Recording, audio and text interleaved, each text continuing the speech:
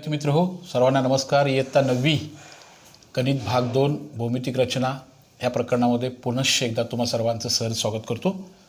आज आपण सराव संच 4.2 मध्ये जाऊया. सराव पॉईंट 4.1 मध्ये ट्रायंगल दिलं होतं, त्याची एक साईड दिली होती आणि दोनाची ॲडिशन दिली होती किंवा पेरिमीटर दिली होती, एक साईड आणि पेरिमीटर. अशा वेळेला ट्रायंगल कसा क्रिएट करायचा हा भाग आपण बघितला. कसा काढला आपण? जरी दोन्ही साईड दिल्या असल्या, दिलेली एक साईड काढली आपण तो ट्रायंगलचा, बरोबर आहे ना.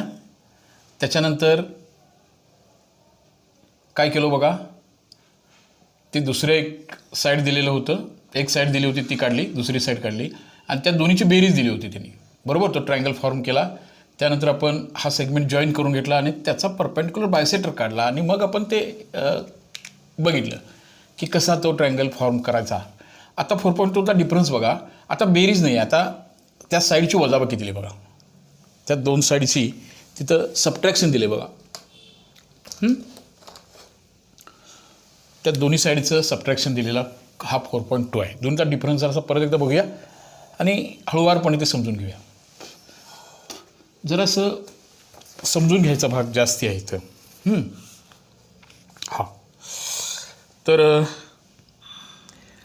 कन्स्ट्रक्ट ट्रायंगल XYZ हा ट्रायंगल फॉर्म करायचा आहे.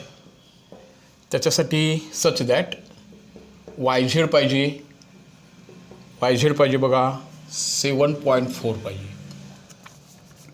त्याच्यानंतर अँगल XYZ जो पाहिजे तो 45चा पाहिजे. काढूया. आणि आता उरल्या दोन बाजू, याला XYZला दोन बाजू असणार, तीन बाजू आहेत, त्यातली ही YZ झाली. आता उरलेल्या दोन बाजूमधला फरक हा XY हा मायनस YZ XZ, YZ तर इथं आहेच, तो आहे 2.7चा. हा डिफरन्स त्या दोन साईडमधला पाहिजे. दोन साईडचं ॲडिशन होतं मागच्या अभ्यासमध्ये, अजून क्लिअर नाही झालं तर पाठीमागची तासिका अजून एकदा बघा तुम्ही, तुम्हाला कळेल. इथं डिफरन्स हा असा पाहिजे. आता थोडंसं रफ फिगरकडं लक्ष देऊया, जरासं कच्ची आकृती पण आपण समजून घेऊया.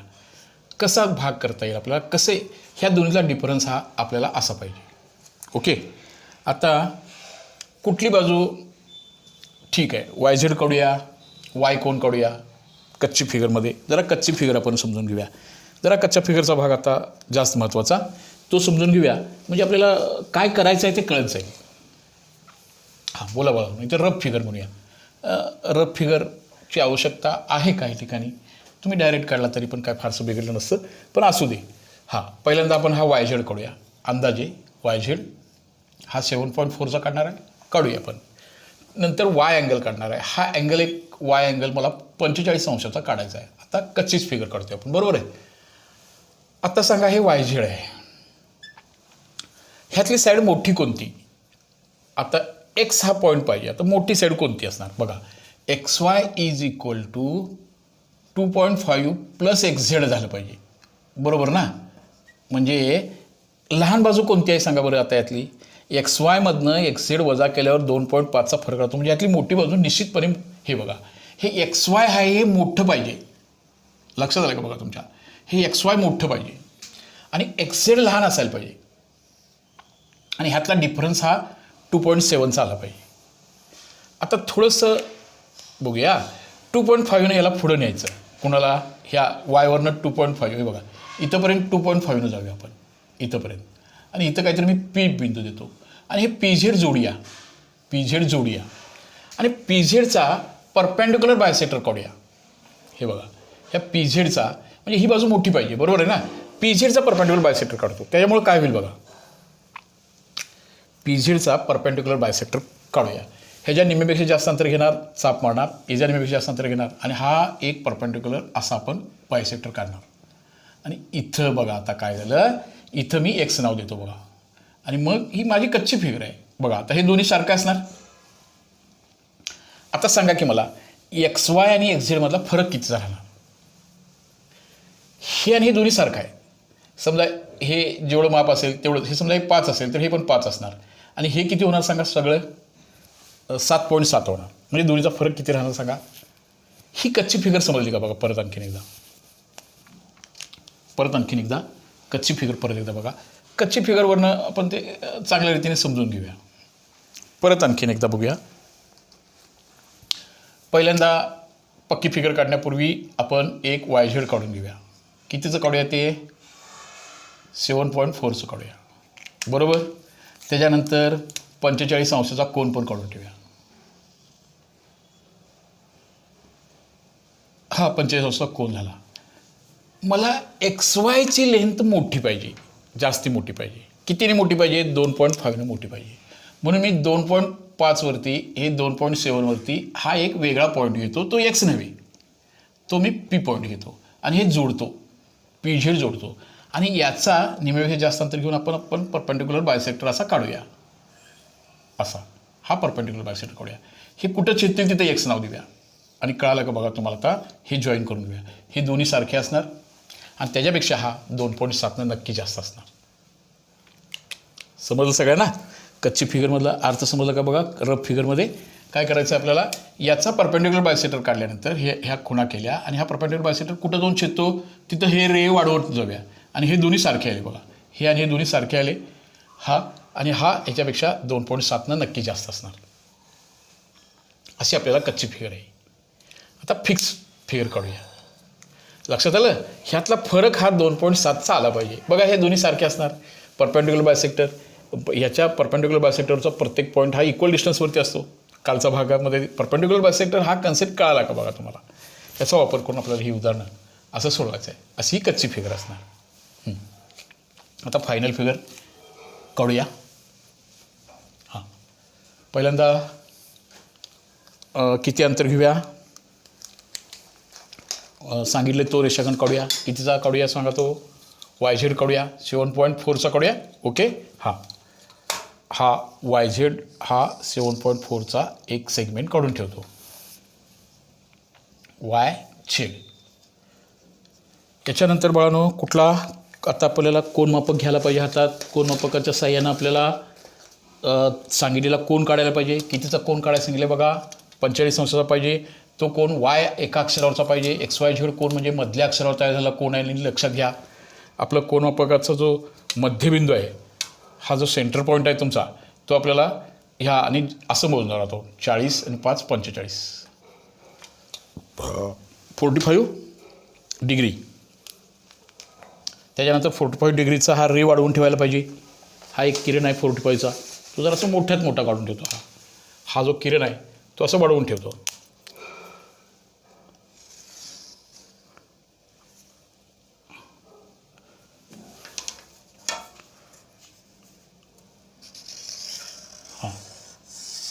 हा एक रे वाढवला. ओके. रे अजूनही स्पष्ट दिसत नाही ना? ठीक आहे, मी ह्या कलरचा वापर करतो म्हणजे हा दिसतो का बघा तुम्हाला.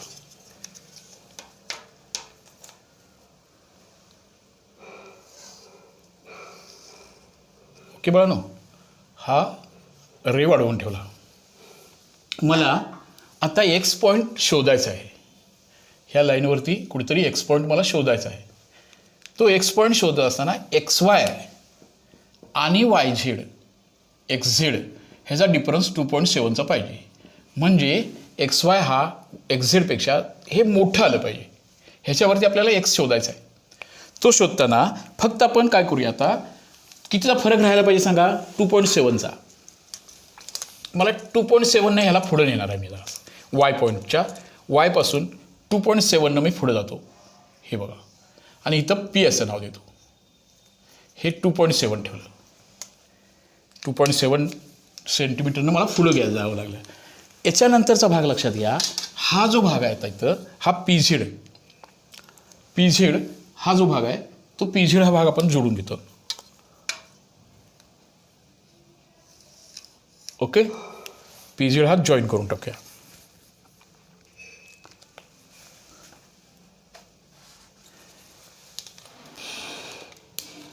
फेंटच पेन उठते ते त्या ब्लॅकबोर्ड होते ते कलर व्यवस्थित दिसेना झाले तुम्हाला. जरासा हा वापरूया. PZ हा आपल्याला सपोर्ट लाईन सपोर्ट म्हणून वापरतो आपण. PZचा परपेंडिक्युलर बायसेक्टर काढूया. तो का काढूया बघा. की मला एक्स झेड आणि हे जे एक्स पी आहे ना ते इक्वल डिस्टन्सवरती मला हे पॉईंट्स शोधायचे आहेत. ओके, ही लाईन अशी आहे. आता पी झेडचा परपेंडिक्युलर बायसेक्टर काढत असताना परपेंडिक्युलर बायसेक्टर हे न सांगता सुद्धा तुम्हाला आता कळायला पाहिजे परपेंडिक्युलर बायसेक्टर काय करतो. ह्याच्या निम्मेपेक्षा जास्त अंतर घेणार आणि पीवरती पोलार टोक ठेवूया आणि 1 2 ह्याच्या झेडपासून सुद्धा आपण अशा 2 खुणा करून घेणार. ओके, आणि आता हा पॉईंट मी जॉईन करून टाकतो बघा. हा पॉईंट आपल्याला असं जॉईन करून टाकूया. हे दोन्ही पॉईंट आपल्याला जोडून टाकूया. आता हे दोन्ही पॉईंट जोडत असताना हे बघा हे ह्या लाईनकडं जाईल आणि हे वाढवा तुम्ही इंटरसेक्शन व्हायला पाहिजे त्याचा. हां, आपल्याला त्याशिवाय इथं एक्स बिंदू असं नाव देता येणार नाही. आणि आता हे आपण triangle x Y Z construct करावं. अजून ट्रायंगल एक्स वाय झेड झाला का बघा, नाही झालेला अजून. म्हणजे काय जोडायला पाहिजे सांगा, आपल्याला एक्स झेड जोडायला पाहिजे. हे बघा एक्स वाय झेड हा आपला हा मोठा जो ट्रायंगल झाला, हा ट्रायंगल झाला. सगळ्या कंडिशन्स बसतात का बघा. हे दोन्ही इक्वल असणार. परपेंडिक्युलर बायसेक्टरचा ईच अँड एव्हरी पॉईंट त्या सेगमेंटच्या टोकापासून समजून असतो. आपण कुणाचा परपेंडिक्युलर बायसेक्टर काढला आहे, ह्या पी झेडचा काढला आहे. म्हणजे एक्स हा पॉईंट एक्स पी आणि एक्स झेड हे दोन्ही इक्वल असणार आहे.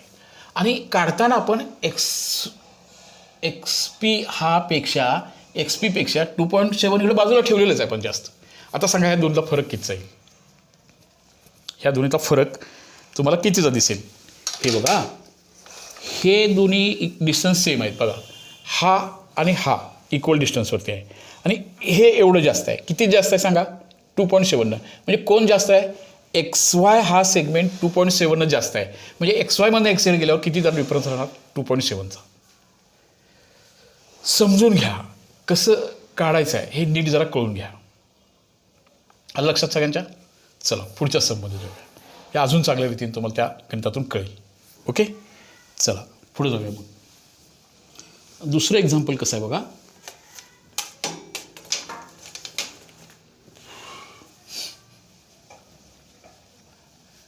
थोडं आपल्याला काही वेळेला किमती ह्या बदलून वगैरे देतात, त्यामुळे नेमका अर्थ कळायला पाहिजे की काय जास्त असायला पाहिजे होतं. इथं एक्स वाय झेड ह्या ट्रायंगलमधलं असं पाहिजे होतं बघा. काय होतं, हे वाय झेड होतं, हे एक्स वाय हे मोठंच पाहिजे होतं, हे छोटं पाहिजे होतं आणि हे डिफरन्स होतं 2.7चं. म्हणून हे आपण असं काढलो, परपेंडिक्युलर बायसेक्टर काढून हे जोडून दिलं आपण 2.7. हां, असं फिगर होतं. आता दुसऱ्या क्वेश्चनमध्ये बघूया आपल्याला काय आहे.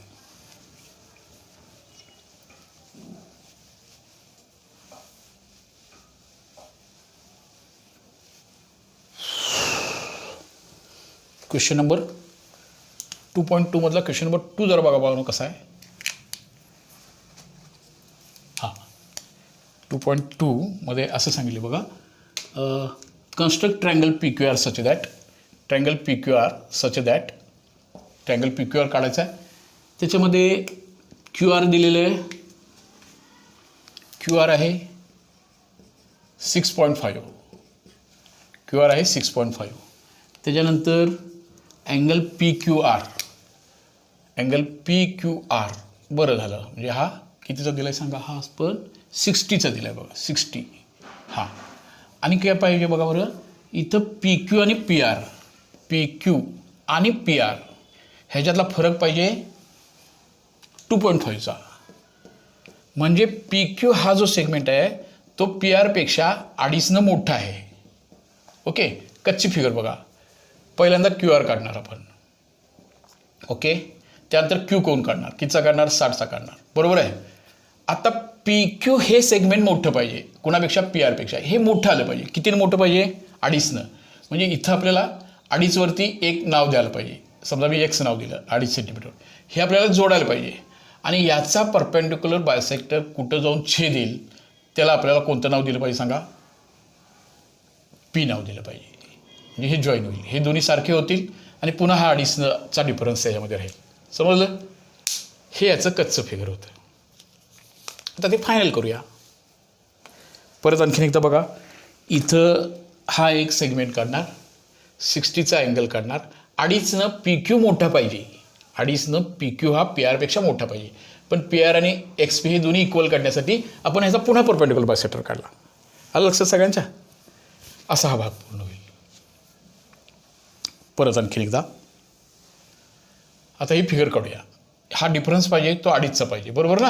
हां, काढूया फायनल फिगर. आता चला काय काय करूया सांगा. सगळ्यांनी कृती करायची आहे.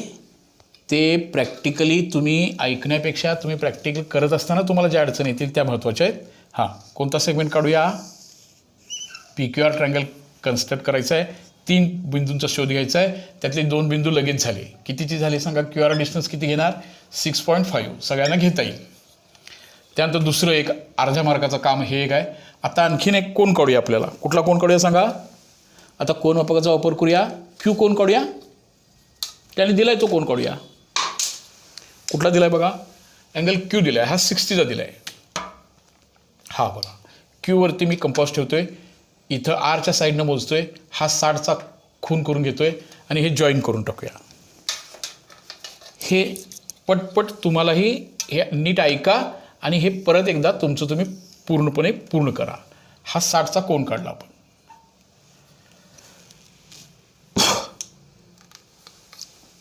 हा 60 अंशाचा कोण काढूया.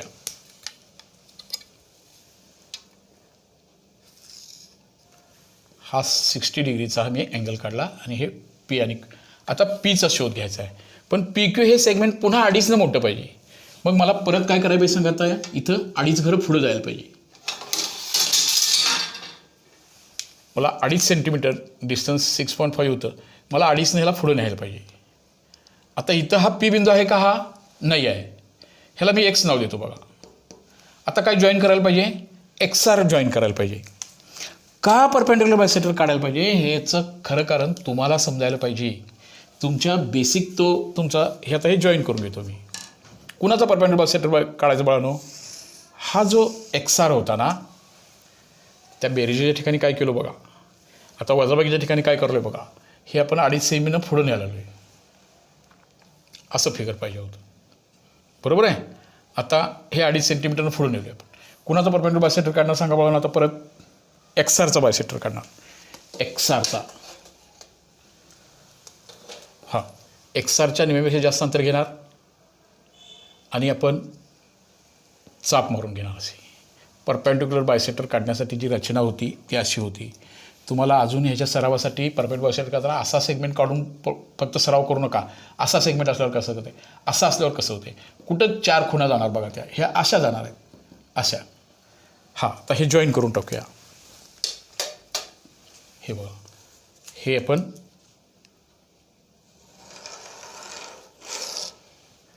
आता ही पण लाईन तुम्ही वाढवून ठेवा. अशी कुठं छेदेल तिथे छेदेल. थोडंसं बाहेर पण जातं. थोडंसं मोठी आकृती होते बघा. इथं येतं. हा होईल मोठी. हा परपेंडिक्युलर बायसेक्टर झाला याचा. आणि त्यानंतर आपण हे इथं जोडून टाकूया. आणि हा जो ट्रायंगलचा हा जो नेम झालं त्याला आपण पी नाव देणार आहे. समजलं का बघा. परत एकदा पुन्हा हे पण दोन्ही सारखे असणार आहेत. परपेंडिक्युलर बायसेक्टरचा ईच अँड एव्हरी पॉईंट हा त्या रेषाखंडाच्या टोकापासून इक्वल डिस्टन्सवरती असतो, समदूर असतो. हे तळापासून समजलं, मुळापासून सगळं क्लिअर झालं. हे बघा, हा पी आर आणि हा एक्स पी हे दोन्ही सारखे आहेत. पण पी क्यू कितीनं मोठा आहे बघा. 2.5नं मोठा आहे. म्हणजे पी क्यूमधनं जर पी आर गेलं, हे बघा, हे पी क्यू आहे, हे पी आर आहे. किती राहणार सांगा बरं. हे 2.5 राहणार शिल्लक. अशा रीतीनं त्यांनी सांगितलेल्या सर्व कंडिशनचं पालन करत त्यांनी परपेंडिक्युलर बायसेक्टर काढा असं सांगितलं नव्हतं. ते तुमचं डिसिजन पाहिजे. यासाठी परपेंडिक्युलर बायसेक्टरचा मुळापासून आपल्याला अर्थ समजला पाहिजे. आलं का लक्षात? आलं लक्षात ना. हे परपेंडिक्युलर बायसेक्टरचं युजेस होते. परपेंडिक्युलर बायसेक्टर हा फिनॉमिना तळापासून समजलं पाहिजे. आता तिसरं एक क्वेश्चन आपण पूर्ण करूया. बघा नेमका फरक कसा आहे इथं. हां, तिसऱ्या गणितामध्ये सुद्धा विशेष करून फरक लक्षात घ्यायचा आहे. बघूया तिसरं सम काय म्हणते. आता प्रत्येक गणित, आता पहिली 2 गणितं एकसारखीच होती. हां, परत एकदा दुसऱ्या आणि तिसऱ्या गणितातला फरक सांगतोय नेमकं, किंवा पहिल्या आणि तिसऱ्यामधला. पहिली दोन गणित वेगळ्या पद्धती दिसत आहेत, आणि तिसरं हे गणित पुन्हा जरासं वेगळं दिसते. बघा काय वेगळं आहे बघा, जरा वेगळं टेक्निक आपल्याला वापरावं लागेल. दिसते सेम तुम्हाला. हां, काय दिसते बघा. आता ट्रायंगल ABC काढायचं आहे आपल्याला. ABC काढायचं आहे, त्याच्यामध्ये BC काढायचं आहे 6, सेमच आहे. त्यानंतर अँगल ABC काढायचं आहे, ते पण तुमचं काम, आपलं काम सोपं आहे. कितीचं आहे? हां, ते बुकमध्ये 100 डिग्री दिले, पण ते 80 किंवा 70 डिग्री करून घ्या तुम्ही, ते चुकीचं आहे. 70 लघुकोन पाहिजे होता. आणि AC मायनस BC जो आहे तो हा लघुकोन घ्या तुम्ही, करायला सांगितले करेक्शनमध्ये तो भाग होता. AC मायनस AB आहे ना, तो आता 2.5चा आहे. परत आणखीन एकदा मी हा दुसरं गणित आणि तिसऱ्या गणितामधला फरक सांगतोय तुम्हाला, किंवा पहिल्या दोन गणितामधला. आणि ह्या पहिली दोन गणितं कशी होती बघा. ट्रायंगल PQR काढायचा आहे, त्याच्यामध्ये QR कितीचा काढायचा होता बघा, 6.5चा काढायचा होता. हे अँगल होता तो PQR हा 60चा होता, नो डाऊट अबाउट दिस. आणखीन एक फरक बघा, PQ वजा PR हा पाहिजे होता 2.5चा. ह्याच्या कच्च्या फिगरमध्ये आत्ता थोडंसं मुलांना शंका येते, हे असं कधी करायचं आणि तसं कधी करायचं. तसं नकं करू, ते त्याचं मिनिंग लक्षात घ्या. ह्याची कच्ची फिगर बघा. पहिल्यांदा आपण QR काढला, ओके बाळांनो. त्यानंतर मी हा कोन काढला, त्याच्यानंतर इथं मी 2.5 सेंटीमीटर घरं सोडून दिलो आणि हे जोडलं. आणि ह्याचा आपण परपेंडिक्युलर बायसेक्टर काढला असा, आणि ह्याच्यापेक्षा हे जास्ती पाहिजे होतं, अशी ती फिगर होती. पण आत्ता जी फिगर आपल्याला काढायची आहे ही ABCमध्ये असं नाही आहे. ते कसं आहे बघा, AC हा मोठा पाहिजे. AC हा ABपेक्षा, बघा पहिल्यांदा कुठला, हे बघा, हे BC काढूया, नंतर B कोण 70चा काढूया, इथंपर्यंत सेमच.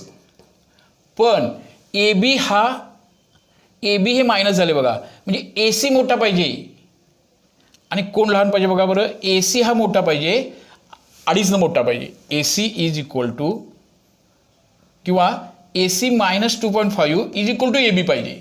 म्हणजे A हा पॉईंट आपल्याला ह्याच्यापेक्षा पुढं नाही न्यायचा. आता AC minus 2.5 is equal to AB पाहिजे, म्हणजे आपल्याला 2.5 हे पाठीमागे घ्यायला पाहिजे. आता हे बघा, इथं नाव घेतो, इथं 2.5 पुढं नाही जायचं, इथं पुढं जायचं होतं. इथं बघा AC म्हणजे A जे पॉईंट आहे ना त्यातला AC मायनस AB, ह्याचं लक्षात आलं का बघा. AC minus AB is equal to 2.5, म्हणजे AC minus 2.5 is equal to AB पाहिजे. म्हणजे AB हे अंतर 2.5 कमी करायला पाहिजे. आणि मग आपल्याला ह्याचा परपेंडिक्युलर बायसेक्टर काढूया आता, कोणाचा XCचा. आणि तो कुठं छेदेल ना, हे बघा, हे दोन्ही सारखे असतील आणि फरक हा 2.5 कमी पाहिजे. ह्याची कच्ची आकृती अशी होती, हे बघा अशी होती. हे QR आणि P आणि R होतं. हे PQ PR पेक्षा मोठं पाहिजे होतं 2.5. पण आता तसं नाही आहे. आता आपल्याला कच्ची आकृती अशी पाहिजे बघा. हे बघा, ABC, AC वजा AB, AC वजा ACतनं 2.5 गेल्यावर, ACतनं 2.5 कमी झाल्यावर AB आलं पाहिजे होतं. म्हणजे AB साईड आपल्याला लहान पाहिजे होती. आता इथं जो अँगल काढलेला साईड आहे ना ती मोठी पाहिजे होती, म्हणून आपण 2.5 घरं पुढं गेलो. आत्ता 2.5 पाठीमागे घ्यायला पाहिजे. हा डिफरन्स ह्या प्रश्नामध्ये आहे. परत आणखीन एकदा बघूया तिसरं गणित, जरा नीट बघा परत आणखीन एकदा. आता काय करायला पाहिजे बघा. तिसऱ्याची कच्ची फिगर परत एकदा सांगतो आजच्या तासिकेमध्ये. पुन्हा आपण अशाच प्रकारची 1, 2, 3 गणितं पुन्हा सॉल्व्ह करूया पुढच्या तासिकेच्या वेळेला. हां, इथं AC मायनस AB हे 2.5चं पाहिजे. म्हणजे कच्ची फिगर लक्षात घ्या तुम्हाला. हे असं पाहिजे, AC मोठं पाहिजे आणि हे AB लहान पाहिजे. कितीने लहान पाहिजे? AC पेक्षा 2.5 लहान पाहिजे. हे आपण BC काढूया. कितीचं काढणार ते? 6चं काढूया. B अँगल काढून ठेवूया. कितीचं काढणार? 60 और 70चं काढूया. 70चं काढूया. लक्षात घ्या, आता AB हे अंतर कमी पाहिजे. कितीनं? 2.5. म्हणून ही रेषा पुन्हा अशी वाढवून घ्यायची अशी, आणि 2.5 घरं पुढं नाही जायचं. आता 2.5 सेंटीमीटर आपण पाठीमागे यायचं आहे.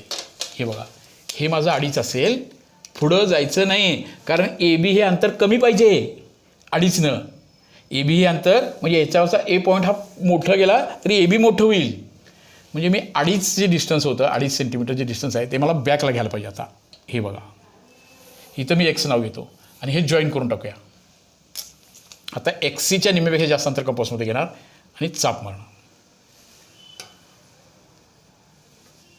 हां आणि हे आता जॉईन करून टाकूया. हे बघा हे असं आणि इथं नाव देऊया ए. बघा आता काय काय सारखं असणार. हे एक्स बी आणि ए सी समानच आहे बरोबर आहे. पण हे किती घराचं पाठीमागे आलो आहे पण 2.5 पाठीमागे आलो आहे. म्हणजे ह्या दोनचा डिफरन्स किती राहणार सांगा की. समजलं. पुन्हा आणखीन एक वेळ हे डिफरन्सचं गणित परत असले अजून एकदा गणित आपण बघूया. आणखीन 1-2 गणित ॲडिशनल आपण घेऊया. हा पाठीमागे यायला पाहिजे. ए बी ए सी मोठं असलं पाहिजे. म्हणजे ए सीतनं 2.5 गेल्यावर ए बी एवढं आलं पाहिजे. म्हणजे ए बी बाजू आता लहान पाहिजे म्हणून ती पाठीमागे वाढायला पाहिजे. यासाठी परत पहिल्यापासून तिन्ही गणितं जरा परत एकदा सोडवा. हा फरक लक्षात घ्या. पुढच्या तासिकेच्या वेळेला अजून एकदा बघूया. परत 9वीच्या सर्व मुलांना मी रिक्वेस्ट करतो आहे परत एकदा गणित मैत्री चॅनल सबस्क्राईब केला नसाल तर जरूर करून घ्या. तुम्हाला त्याचा विशेष उपयोग एवढ्यासाठी आहे की तुम्हाला 8वीचेही सगळे तास आपल्याला बघायचे आहेत. 8वी हे आपण पुढं नेतो आहे.